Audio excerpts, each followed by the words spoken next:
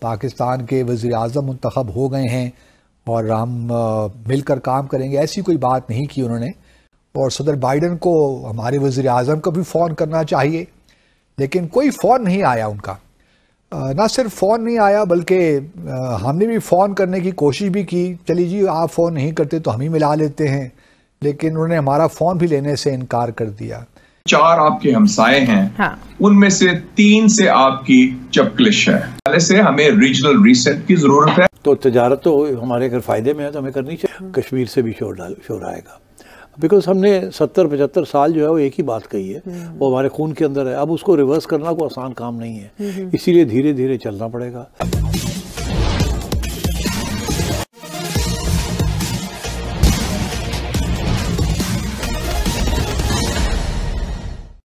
جب ایک نئی حکومت بنتی ہے، نیا وزیر اعظم آتا ہے یا صدر آتا ہے، تو یہ ایک میرے خیال میں انٹر اسٹیٹ ریلیشن کی ایک بنیادی چیز ہے کہ آپ ایک مبارکباد کا پیغام بھجواتے ہیں. لیکن اس میں ڈیئر مسٹر پرائم منسٹر کہہ کر صدر بائیڈن نے کوئی مبارکباد نہیں دی کہ جی آپ کو بہت مبارک ہو، آپ پاکستان کے وزیر اعظم منتخب ہو گئے ہیں اور ہم مل کر کام کریں گے، ایسی کوئی بات نہیں کی انہوں نے.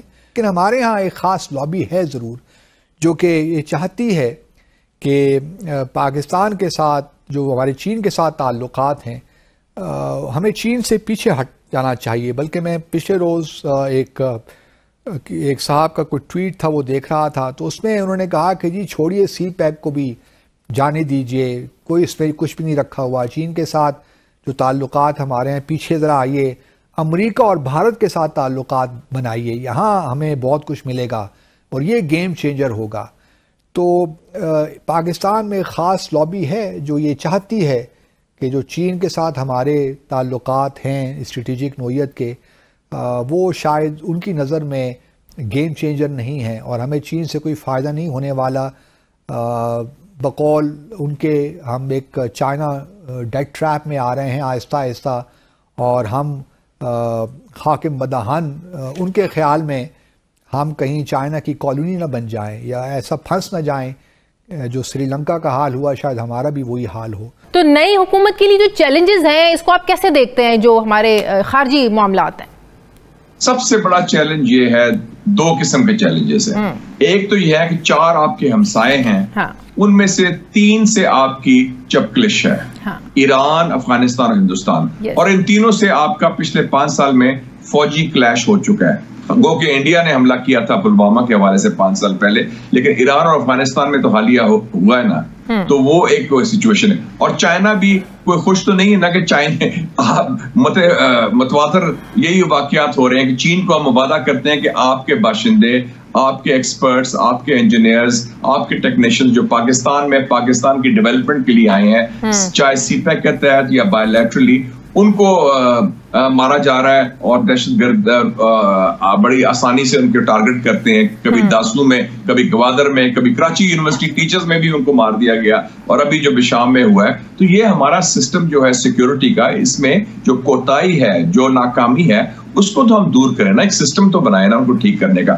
پھر میں کہتا ہوں we need a regional reset. اس ریجنل میں ہمیں اکنامک ایکٹیویٹی کے ساتھ، اکنامک کنیکٹیویٹی کے ساتھ ان کو ساتھ ملانا ہوگا.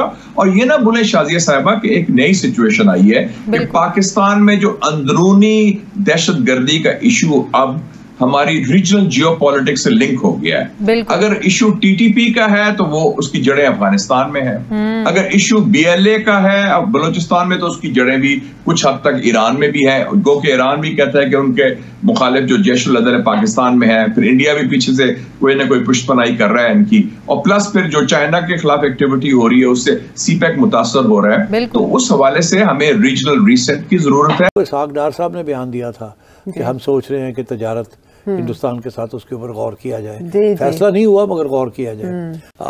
یہ ساری بات جو اسحاق ڈار صاحب نے کی، اس کے پیچھے کچھ نہ کچھ ہے. تو جب تفتیش کی تو پتہ چلا کہ بات بالکل چل رہی ہے، فارن آفس میں بھی چل رہی ہے اور اسٹیک ہولڈر سے بھی بات چل رہی ہے، اور گرین لائٹ مل گئی ہے کہ اس کو آگے بڑھائیں، ہلکا ہلکا کر کے آگے بڑھائیں، اس کو ٹیسٹ کریں پانی کو. تو اس میں stakeholders are on board. آپ دیکھیے how we can do it without any problems. آج اخباروں میں یہ آ گیا ہے کہ جی فارن آفس کی طرف سے بھی بیان آ گیا ہے کہ یہ ایک ایسا موضوع ہے جس کے اوپر ہم توجہ دے رہے ہیں, سوچ رہے ہیں. اور میری جو چڑیا کی خبر یہ ہے کہ اسٹیبلشمنٹ کی طرف سے گرین لائٹ مل گئی ہے. اچھا, اگر کرنا ہے تو کیسے کرنا ہے, کس سٹیج پہ کرنا ہے, کیا فائدے ہیں اس کے, کیا نقصان ہے, پورا اس کے اوپر ایک بننا چاہیے. اچھا, اور میں آپ کو بتا دوں جو اسٹیبلشمنٹ کا موقف ہے, یہ میں نے پہلے بھی کہا تھا, اور اس وقت جب میں نے یہ بات کہی تو کچھ لوگوں کو یہ بات پسند نہیں آئی تھی. جب آرٹیکل 370 انہوں نے واپس لے کے اور کشمیر کو مرج کر لیا تو ہماری گورنمنٹ کا ایک امیجیٹ ریئیکشن تھا کہ ہم تجارت بند کرتے ہیں, انویسٹرز کو وڈرا کرتے ہیں. یہ عمران خان صاحب کا موقف تھا جو کہ انہوں نے جا کے پارلیمنٹ میں لے لیا.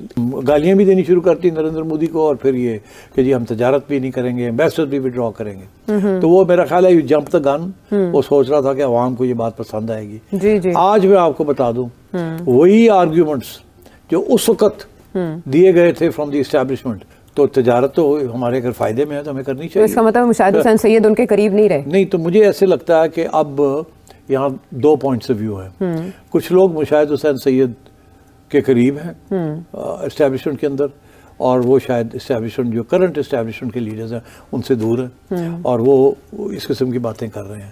اور مگر جو مین اسٹیبلشمنٹ جو اس وقت حکمران ہے حصہ, آئی تھنک دے آر وہ اسٹیبلٹی چاہتے ہیں, جیو اکنامکس چاہتے ہیں, اکنامک ڈپلومیسی چاہتے ہیں, اینڈ سو آن.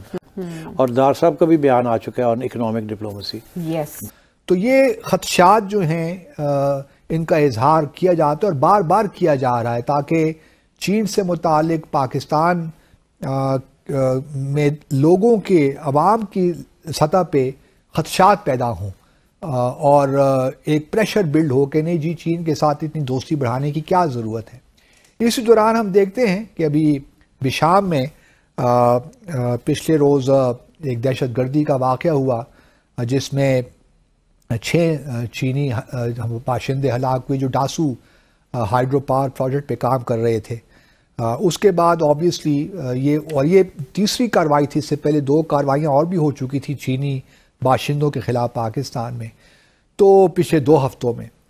تو کہنے کا مقصد یہ ہے کہ جہاں ایک طرف یہ نیریٹو بلڈ کرنے کی کوشش کی جا رہی ہے کہ بھئی چین سے ہمیں کچھ نہیں ملنا, ہمیں امریکہ کے ساتھ تعلقات کو بڑھانا چاہیے, تو دوسری طرف اس قسم کے واقعات بھی کروائے جا رہے ہیں تاکہ چین اور پاکستان کے درمیان جو ایک باہمی اعتماد کی فضا ہے اس کو ڈیمیج کیا جائے.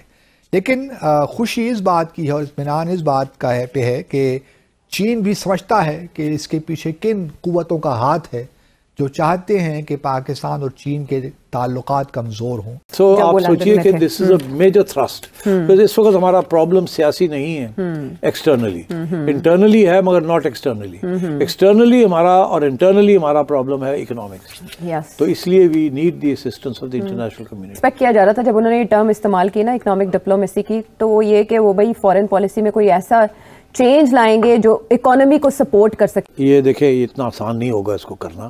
اس کے اوپر شور تو پڑے گا. خان صاحب کی جو پی ٹی آئی ہے وہ تو بہت شور ڈالے گی, کشمیر سے بھی شور آئے گا, بیکاز ہم نے 70-75 سال جو ہے وہ ایک ہی بات کہی ہے, وہ ہمارے خون کے اندر ہے. اب اس کو ریورس کرنا کوئی آسان کام نہیں ہے, اسی لیے دھیرے دھیرے چلنا پڑے گا, آہستہ آہستہ. میں یہ سمجھتا ہوں جب تک اگلی الیکشن نہیں ہو جاتی انڈیا کی اور نریندر مودی صاحب واپس آ جاتے ہیں یا نہیں آتے, اس وقت تک کوئی بڑے قدم نہیں اٹھائے جائیں گے ہماری طرف سے. اس وقت ہمیں ہندوستان کا بھی موقف جو ہے پاکستان کے بارے میں بڑا ٹف ہے, اور وہ آپ کو کوئی ریلیف نہیں دینا چاہیں گے, کیونکہ ہم تو ریلیف چاہ رہے ہیں نا ٹریڈ کے ساتھ, کہ جن جن چیزوں کی یہاں قیمتیں زیادہ ہیں اگر ہندوستان سے اکراس دا بارڈر آ جاتی ہیں تو انفلیشن کم ہو جائے گی, اسپیشلی فوڈ انفلیشن.